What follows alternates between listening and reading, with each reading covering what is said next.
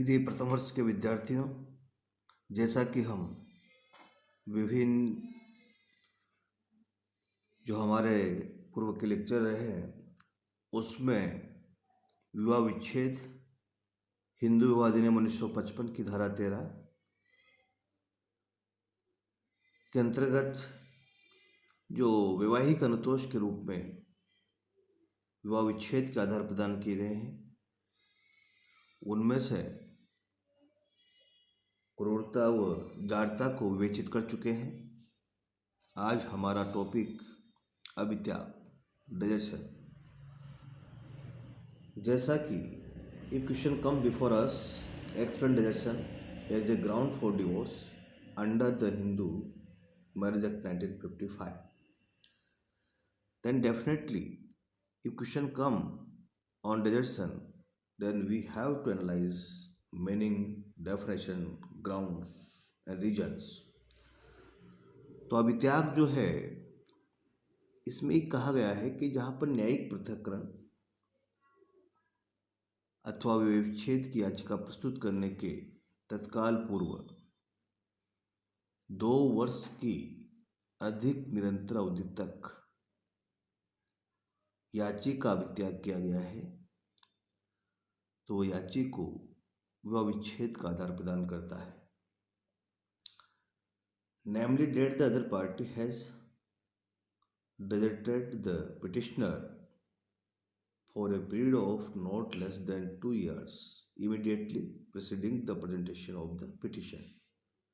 तो it is very clear कि जहाँ पर विवाह का एक पक्षकार दूसरे पक्षकार को बिना किसी कारण के छोड़ देता है, उसकी सहमति के विपरीत जाकर वो निवास करने लग जाता है, इच्छा के विरुद्ध उसका अभित्याग कर देता है, तो ये माना जाता है कि वो पक्षकार अभित्यजन का दोषी है। और जिस पक्षकार का अभित्यजन किया जाता है उसको पीड़ित पक्ष कहा जाता है और पीड़ित पक्षकार को ये उपचार दिया गया है कि वो इस आधार पर विवाह विच्छेद की डिग्री प्राप्त कर सकता है। In other words, if you want to know meaning of desertion, then we will find कि वैवाहिक कर्तव्यों से विमुख होना, वैवाहिक कर्तव्यों से विमुख होना वैवाहिक पक्षकार के सहचार्य सहवास से पृथक अपनी स्वेच्छा से तथा दूसरे पक्षकार की सहमति के अभाव में, अर्थात अभित्यजन किसी स्थान से अलग होना ही नहीं है बल्कि एक वस्तु स्थिति से अलग होना माना गया है। It may be explained as it may be noted that the concept of desertion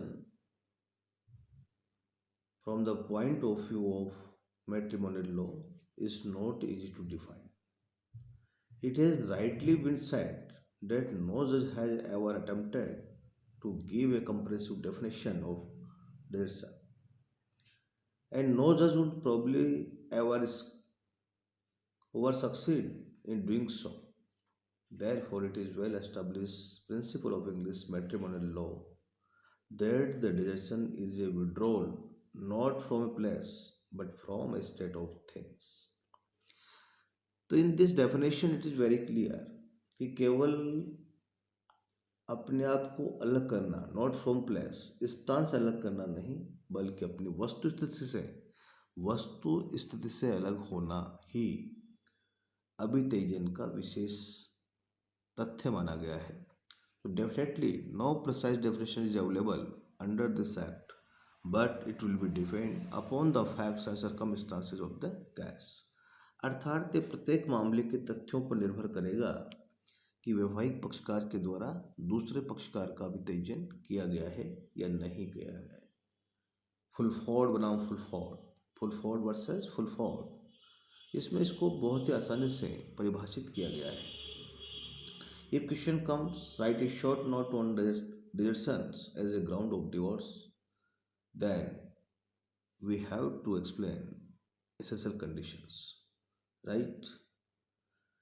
It has also been clarified that the term desertions means desertions of the petitioner by the other party to the marriage without reasonable causes and without the consent or against the wish of such party and includes the willful neglect of the petitioner by the other party to the marriage।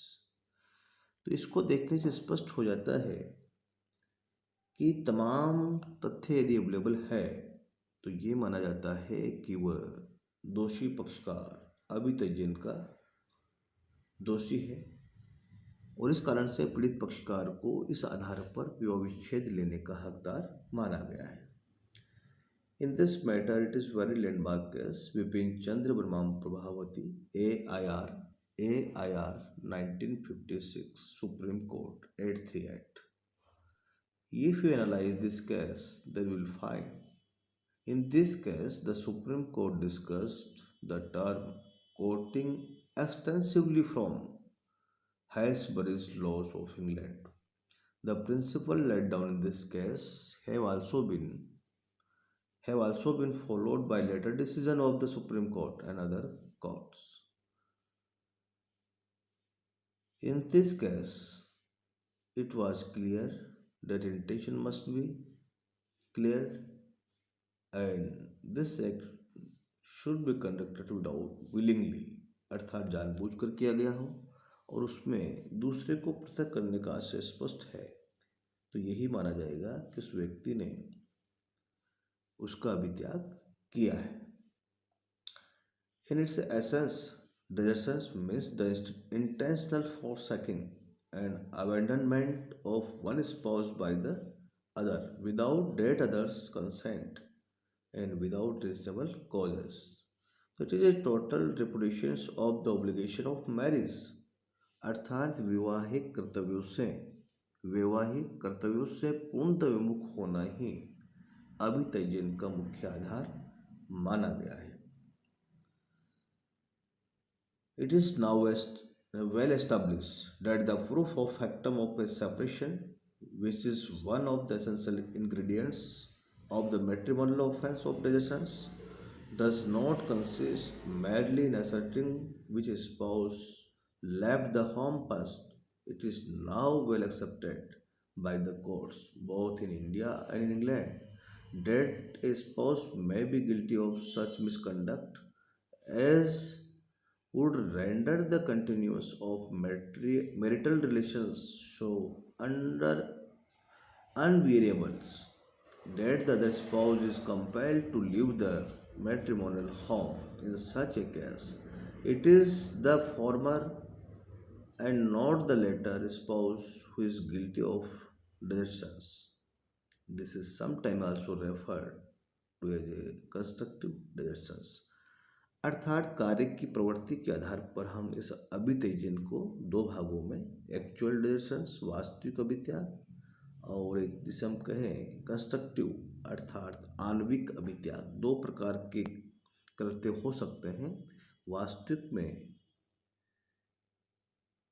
पीड़ित पक्षकार को के द्वारा घर छोड़ने को मजबूर होना पड़ता है जबकि कंस्ट्रक्टिव डिजर्शंस में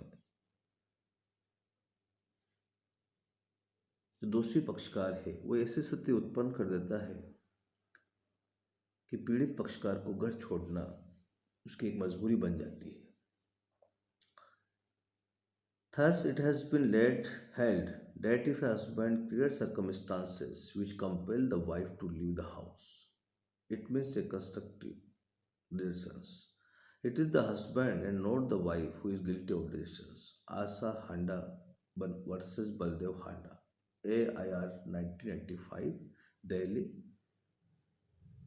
17/6। इस केस में यह स्पष्ट किया गया है कि ऐसी परिस्थितियां उत्पन्न कर देना दोषी पक्षकार के द्वारा ऐसी परिस्थितियां उत्पन्न कर देना कि जिससे दूसरे पक्षकार को घर छोड़ना पड़े तो यहाँ घर छोड़ने वाला वास्तविक दोषी ना होकर वो व्यक्ति दोषी माना गया है जिसने इस प्रकार के सर्कमस्टांसेस उत्पन्न की है।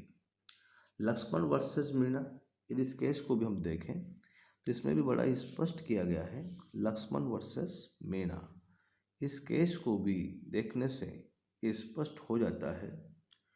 In this case the supreme court has held that there is no obligation on the deserted spouse to appeal to the other spouse to change his mind. Omission to make efforts for reconciliations does not debar a deserted spouse from claiming matrimonial relief. इन तमाम cases को देखने के बाद हमें पता चलता है कि वास्तविक अभित्याग में निम्न शर्तें होनी चाहिए। दोषी पक्षकार पीड़ित पक्षकार से पृथक निवास करे। अभित्यजन करने वाला का आशय स्पष्ट होना चाहिए। पक्षकार की सहमति नहीं होनी चाहिए। बिना किसी उचित कारण के होना चाहिए और इसमें अपेक्षित अवधि निरंतर 2 वर्ष मानी गई है। यदि ये शर्तें स्पष्ट हो जाती है तो वह अपराध अभित्यजन का अपराध ही माना जाता है। Thank you.